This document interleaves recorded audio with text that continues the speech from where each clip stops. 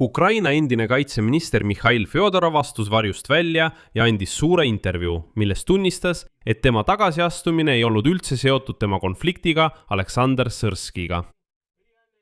Tegelik põhjus on täielik korruptsioon ning see, et tema ministeerium hakkas lõhkuma sõjast kasu lõikavate kavalate relvatootjate skeeme, kes rõõmuga eelarve raha omavahel ära jagasid. Kuid nagu selgus, on see alles algus ja juba on tunne, et intervjuu ilmus täpselt reedeks välja kuulutatud protesti eel. Väljaanne Ukraina Pravda avaldas ainult esimese osa suurest intervjuust Ukraina endise kaitseministri Mihhail Fedoroviga. Tema esimene põhjalik vestlus oma tagasiastumisest 2 nädalat pärast vallandamist. Selle intervjuu tähtsus seisneb selles, et Fedorov esmakordselt taandub süstemaatiliselt isikliku konflikti versioonist ülemjuhataja Sõrskiga. See tähendab versioonist, mida varem olid välja toonud nii tema ise kui ka president Volodõmõr Zelenski. Ta viitab hoopis teisele põhjusele, kaitsehankereformile, mis tema sõnul puudutas väga paljude inimeste ja ettevõtete huve.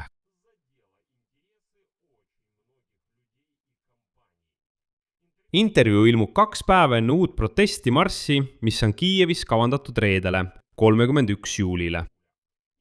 Ja see pole ilmselgelt juhus ning Mihhail Fjodorov astub selgelt poliitilisele võitluste rajale. Selles saates analüüsime koos teiega üksikasjalikult Mihhail Fjodorovi avaldust koos kogu vajaliku taustaga ning vaatleme eraldi klanni võitluse küsimust kaitseturu ümber ja Fjodorovi enda poliitilist tulevikku. Üldiselt Fjodorovist saab küllalt. Üldiselt see saab olema üsna huvitav. Minu nimi on Aleksei Petši, arutame seda teemat koos. Aga enne kui alustame, palun tellige see YouTube'i kanal. Me liigume 300 000 tellija poole. Seega olen tänulik iga teie tellimuse eest. Istuge mugavalt. Läheb huvitavaks. Ja mis kõige tähtsam, vaadake lõpuni, sest lõpus on palju huvitavaid üksikasju. Sa ei saa riigis areneda ega kõrgeid positsioone saavutada, kui sul ei ole kaitsetööstust. Loomulikult on kogu aeg tähelepanu sellel. Aga keda sa siis toetad? Aga mis suunas sa vaatad? Aitäh. Nii et nagu alati, paneme kõik kenasti ritta. Alustame kronoloogiast, kuidas see kõik toimus. Tuletan meelde, et 14. juulil toetas Ukraina ülemraada peaminister Julia Sveridenko valitsuse tagasiastumist. Selle tulemusena astus automaatselt tagasi kogu ministrite kabinet. 15. juulil kinnitas Mihhail Fedorov, et lahkub kaitseministri ametikohalt. 16. juulil algasid Kiievis ja teistes linnades protestiaktsioonid nõudmisega tuua ta tagasi ministeeriumisse ja muide, need kestavad juba peaaegu 2 nädalat. 20. juulil allkirjastas Volodõmõr Zelenski määruse uue ülemjuhataja Mihhail Dropatovi ametisse nimetamise kohta, kes asendas Aleksandr Sõrski. Juba 31. juuliks teatas protestide korraldaja veteran Dmõtro Kažjadõnski uuest protestimarsist Ševtšenko monumendi juurest kuni Ivan Franko väljakuni presidendi kantselei juures Kiievis. Ja just selle välja kuulutatud protestimarsi eel otsustas Mihhail Fedorov vaikuse murda. See pole ilmselgelt juhus ja ma pean sellest otse rääkima. Ja seetõttu liigume selle intervjuu peamise küsimuse juurde, mille esitab Ukrainska Pravda ajakirjanik Mihhail Tkatš. Mis on tegelik põhjus kaitseministri ametist vabastamiseks? Ja edasi tuleb Mihhail Fedorovi otsene tsitaat. Ma ei tahtnud selle ümber mingeid teooriaid ehitada, ei tahtnud ümber jutustada vestlusi, mis olid presidendiga. Siin ei ole midagi uut, mida poleks juba avalikult välja öeldud. Esiteks räägiti, et on teatud konflikt, aga põhimõtteliselt arvan ma, et põhjused on hoopis mujal. Väga palju inimesi ümbritses kaitseministeeriumi ja mind kui ministrit, sest me hakkasime paljusid erinevaid protsesse seespool ümber korraldama. Ja sellest, mis hakkas avalikus ruumis toimuma, teatud surve, teatud õiguskaitseorganid meie töö ümber. Kusagil aprilli algusest oli aru saada, et pinge kasvab.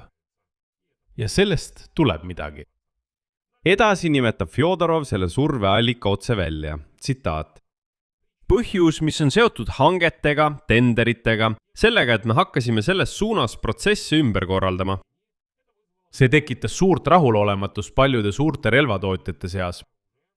kes hakkasid pidevalt mõjutama, levitama negatiivsust mitte ainult presidendi ümber, vaid ka üldiselt meedias, meediaruumis. Pärast seda esitab ajakirjanik Mihhail Tkatš juba otsekohese küsimuse.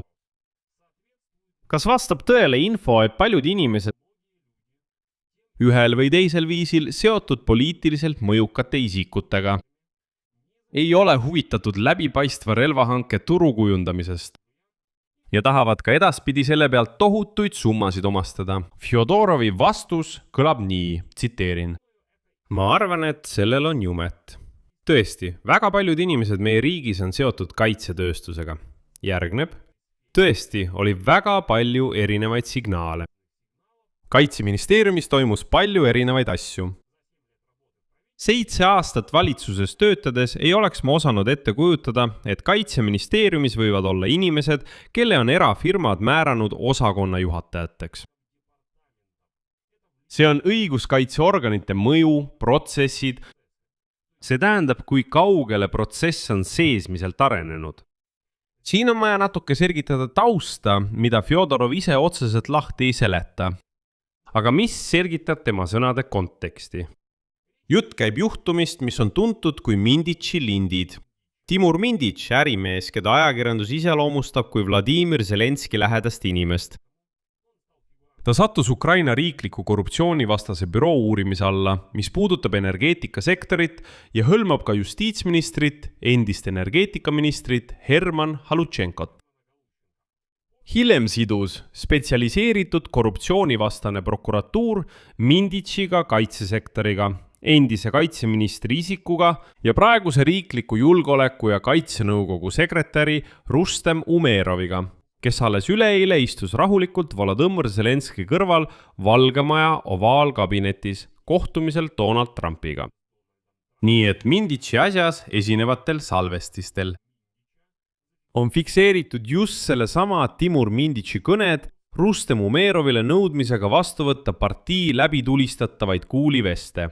Samuti kohtumine Umerovi erapinnal selle sama Minditšiga, ametnik Šumadiloviga ja nende samade kuulivestide tarnijaga. Rustem Umerov ise väitis, et katsed siduda tema tööd Kaitseministeeriumis kellegi mõjuvõimuga on alusetud, kuid siiski tunnistas ta kohtumist Minditšiga.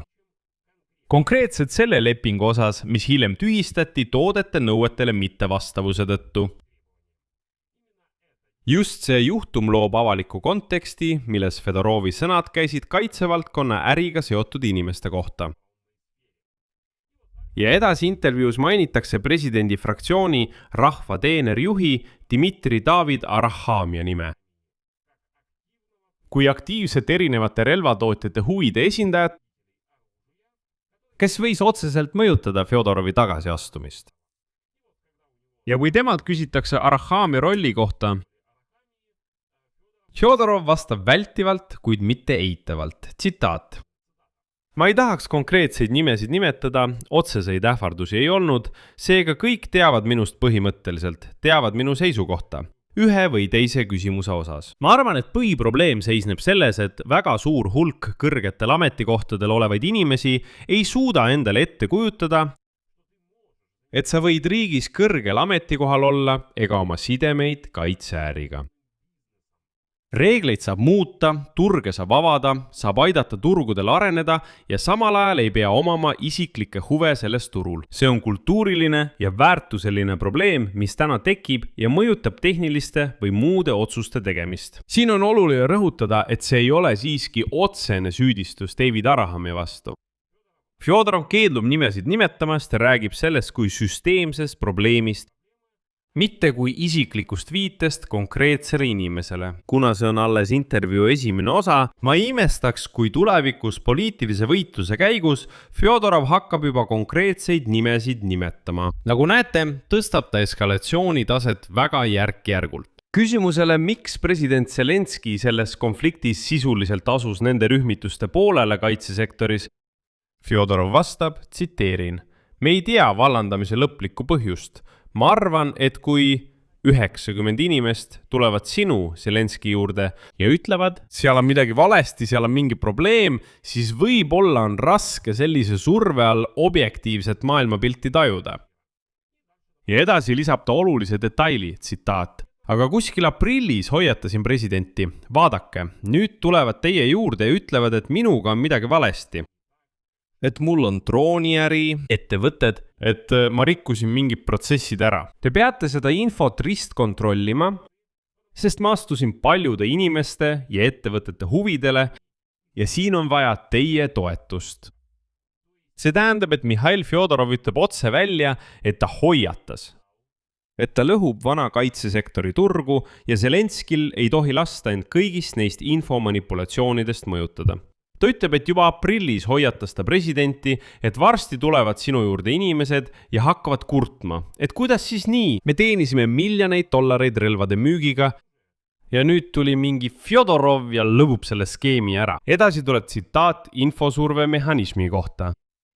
Te näete, et Ukraina suurimad Telegrami kanalid osteti ära ja nad hakkasid töötama ainult minu ja minu ettevõtte vastu.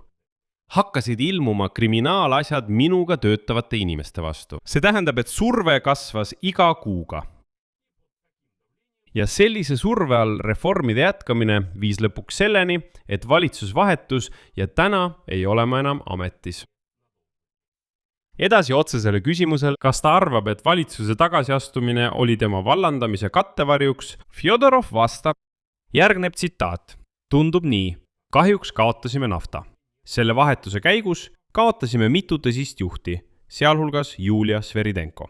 See tähendab, et Fjodorov kinnitab seda versiooni, et kogu valitsus lasti lahti lihtsalt sellepärast, et Fjodorov tuli eemaldada, aga otse öelda, et me eemaldame Fjodorovi, kuna ta rikub turge ja segab teatud inimestel sõja pealt raha teenida, ei saanud seda öelda. Seetõttu otsustati, et lihtsalt muudetakse valitsuse strateegiat. Järgmisena hetk, mis iseloomustab Volodõmõr Zelenski lähenemist ministrite kabineti moodustamisele. Tsitaat Fjodorovilt. Pool tundi või tund enne fraktsiooni Rahvateeneri fraktsiooni koosolekut mulle teatati, et kaitseministri ametikohale esitatakse Klimenko kandidatuur. Küsimusele, kas seda tegi isiklikult president, vastab Fjodorov lühidalt jah. Konfliktist Aleksandr Sõrskiga räägib Mihhail Fjodorov pikemalt ja põhjalikumalt, kasutades täpseid väljendeid, mis erinevad sellest, mida varem avalikult räägiti. Edasi tema tsitaat. Tegelikult ei ole meil kunagi olnud sellist isiklikku konflikti ülemjuhatajaga. See on pigem maailmavaateline konflikt. Meil on kindel nägemus sõjast, millega me tulime. Aga see nägemus jaguneb konkreetseteks reformideks, projektideks ja operatsioonideks, mida tuleb ellu viia. Meie kaitseministeeriumina ei ole blokeerinud ühtegi peastaabi ega ülemjuhataja otsust. See oli seisukoht nii kodanikuna kui ka kaitseministrina. Vaatamata maailmavaatelisele konfliktile, mitte blokeerida ühtegi protsessi armees. Väitele, et president Zelenski ütles avalikult, justkui minister ja ülemjuhataja ei istunud omavahel maha rääkima ilma tema osaluseta, Fjodorov vastab vältivalt, ma ei saa seda kommenteerida. Tegelikult meil oli palju kohtumisi, nõupidamisi ja telefonikõnesid. Muidugi olime töises režiimis ja töötasime, aga täpsustavale küsimusele ilma presidendita Fjodorov vastab lühidalt, muidugi. See tähendab, et Fjodorov ja Sõrski said siiski töötada ka ilma presidendi osaluseta. Küsimusele, miks president Zelenski valis lõpuks Sõrski, mitte teda, Fjodorov väldib otsest vastust. Ja siin on ka otsene ümberlükkamine kuulujuttudele tema poolt seatud ultimaatumist. Tsitaat. Ma ei esitanud mingit ultimaatumit. Ma lahkusin aruteludelt koos valitsusega. Siis algasid protestid. Pärast tagasiastumist pakutud ametikohtade kohta ütleb Fjodorov nii. Mulle pakuti mitmeid ametikohti ja ma lihtsalt ütlesin, et mul on kindel nägemus, mida ma oskan edasi ellu viia. Kus iganes ma ka ei oleks, ma järgin seda nägemust. Ma ei hakka võtma mingit dekoratiivset ametikohta. Pean end juhiks, kes oskab süsteemi üles ehitada ja tulemusi saavutada. Eraldi selgitab Fjodorov, miks ta keeldus kaitse- ja innovatsiooniküsimuste asepeaministri ametikohast. Ja tegelikult kinnitab ta lihtsalt üldtuntud tõde. Fjodorov ütleb, asepeaminister ilma ministeeriumita on sisuliselt nagu nõunik, kes võib süsteemile nõu anda, mõjutada seda, kuid sul ei ole võimalust meeskonda moodustada ega tegelikku tulemust mõjutada. Seetõttu on see pigem dekoratiivne ametikoht.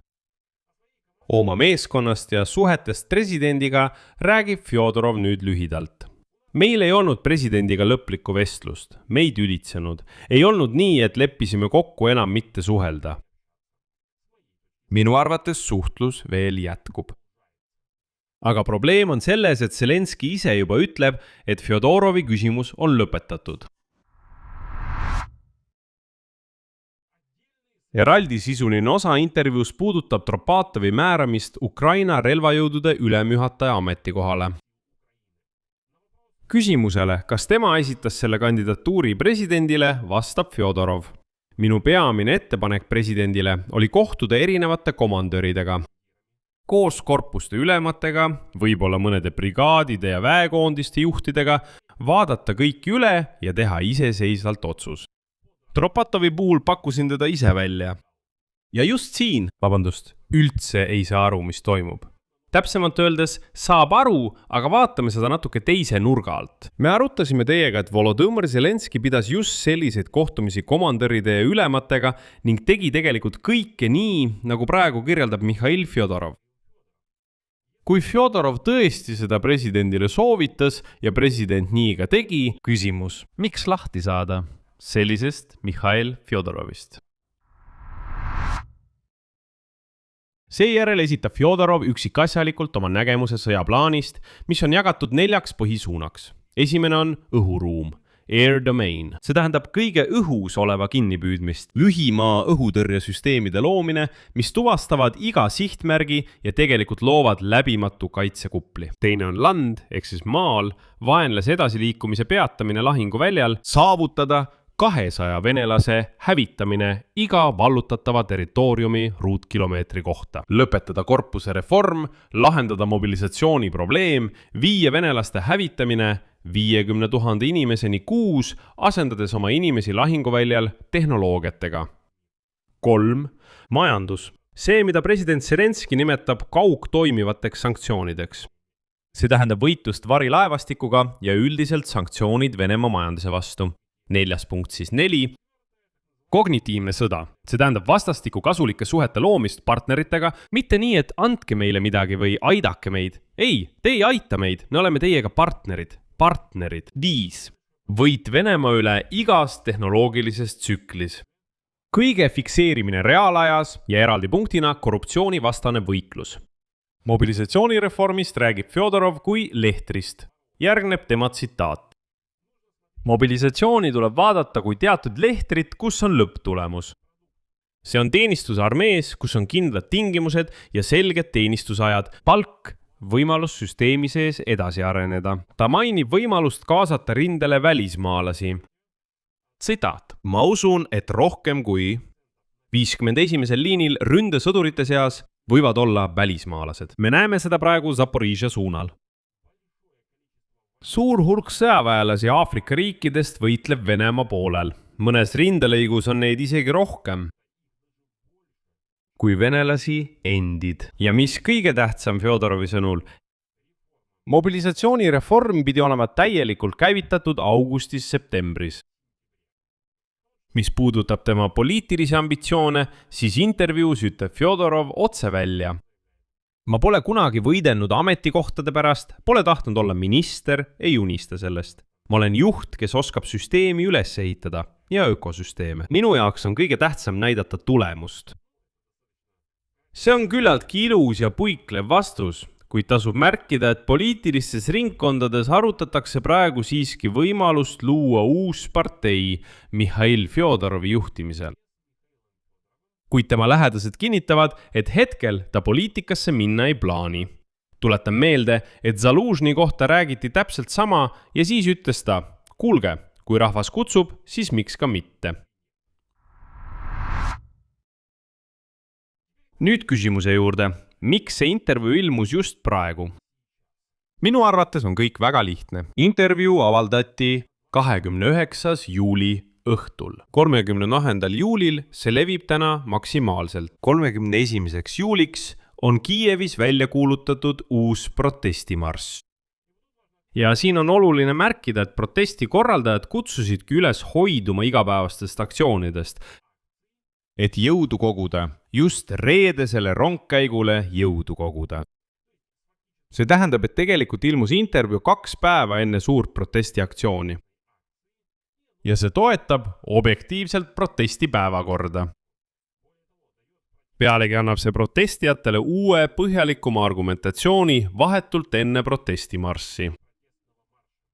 Minu arvates on ilmne, et intervjuu avaldamine oli kooskõlastatud protesti korraldajatega.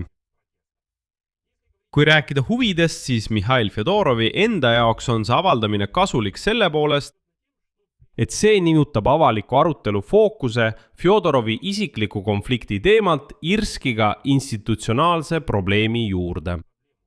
Nagu kes takistab reforme oma raha pärast. See tähendab, kes üldse takistab õigusriigi ülesehitamist, kes üritas sõja pealt teenida ja nii edasi. Ja see, nagu te aru saate, on kasulikum.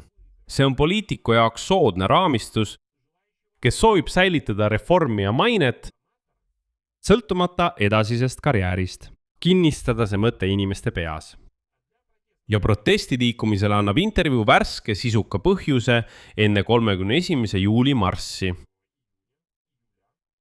Zelenski presidendi meeskonnale on selline avaldamine vastupidi väga ebasoodne.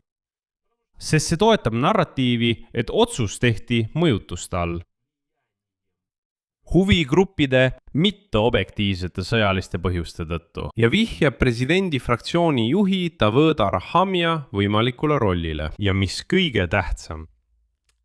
Nüüd hakkab protest uue jõuga presidendilt küsima, miks sa ei suhtle meiega ministrite tagasiastumiste või ametisse nimetamiste teemal? Miks sa ei selgita avalikult, mis tegelikult toimub? Sest Fjodorov ütles otse välja. See, mida teile räägiti, et Fjodorovi ja Sõrski vahel oli konflikt. See on kõik jama. Sest tegelik põhjus tagasiastumiseks on hoopis muus. Kaitseturu ettevõtte jaoks, kelle huve, nagu Fjodorov ütles, riivasid hangete reformid, avalikustamine on lausa 2-kordselt kahjulik. Sest nüüd ei põhine see teema enam kuulujuttudel, vaid endise kaitseministri otsestel sõnadel. Mis saab edasi? Esimene stsenaarium, intervjuu ja 31. juulil kavandatav marss suurendavad survet president Volodõmõr Zelenski meeskonnale, nõudes läbipaistvamat selgitust personalivalikute kohta kaitsevaldkonnas. Ka Fjodorov ise ütleb intervjuus otse, et ühiskond ei luba enam, tsiteerin, otsuseid teha suletud uste taga. Teine stsenaarium. Teema jääb meediadiskussiooni tasemele ilma mingite organisatsiooniliste tagajärgedeta. Kuna Zelenski meeskond arvab, et protestid lihtsalt vaibuvad aja jooksul, aga Fjodorovat ei tohi nüüd üldsegi enam. On kategooriliselt keelatud võimule tagasi tuua. Siis jääks mulje, nagu Zelenski oleks nõrk ja lihtsalt andnud järele Fjodorovi šantaažile. Sest praegu näib ta olevat üsna tugev tegelane, kes tuli välja ja ütles, nii, ma olen ainult kaitseminister, mitte keegi muu. Kui Zelenski paneb ta sellele ametikohale tagasi, siis ta muutub nõrgaks. Ja kolmas kaugem stsenaarium on see, kui Mihhail Fjodorovi poliitilised ambitsioonid, hoolimata tema enda sõnadest intervjuus, ikkagi realiseeruvad parteiprojektina. See võib saada uueks liiniks poliitilises, sisepoliitilises, Ukraina-siseses vastasseisus. Kuid hetkel on need vaid kulissid edagused kuulujutud, mitte ametlikult välja kuulutatud kavatsus. See tähendab, et on täiesti võimalik, et tuleb uus partei, praegu seda veel ei ole. Selle saate kokkuvõte on lihtne. Endise Ukraina kaitseministri Mihhail Fjodorovi intervjuu ilmus praegu just selleks, et protesti üles kütta, mis hakkas vaibuma. Sellest tuleb samuti objektiivselt rääkida. See fakt, et Mihhail Fjodorov ütleb avalikult, et ta on relvaklanidele ette jäänud, kes teenivad sõja pealt tohutuid summasid, on otseene löök Zelenskile. Sest Ukraina, tuletan meelde, sai hiljuti 90 miljardi euro suuruse laenu. Mis muide, seal kulutatakse 60 miljardit kaitsele. See tähendab, et need 60 miljardit eurot kulutatakse just relvadele. Ja Fjodorov üritas äkki seda turgu muuta. Ja mis on oluline? Fjodorov avaldas avalikult oma nägemuse sõjast. ja poliittehnoloogilisest vaatenurgast on see hea stardipositsioon poliitiliseks võitluseks stiilis "Ma ju ütlesin teile, kuidas peab". Aga teie vallandasite mind, aga kui oleksite teinud nii, nagu mina ütlesin, oleks tulemus olnud teistsugune. Aga kui tehakse nii, nagu ta ütles, siis ta ütleb, näete, see oligi minu skeem. Nii et tegelikult alles nüüd hakkab võitlus pihta. Siia panen 3 punkti. Sõbrad, palun toetage selle YouTube'i kanali tööd rahaliselt, mis tahes annetusega allolevate linkide ja rekvisiitide kaudu selle video kirjelduses. Olen tänulik igasuguse toetuse eest. Tellige kanal, liituge Telegrami kanaliga, Pitchi News, link on selle video kirjelduses. Kindlasti pange like, jagage selle saate linki oma sotsiaalvõrgustikes, sest ma arvan, et see on väga oluline teema. No ja sõbrad, vajutage kellukesele, et mitte maha magada uute saadete ilmumist sellel YouTube'i kanalil. Sellega on kõik, hoolitsege enda eest. Kõigile head aega!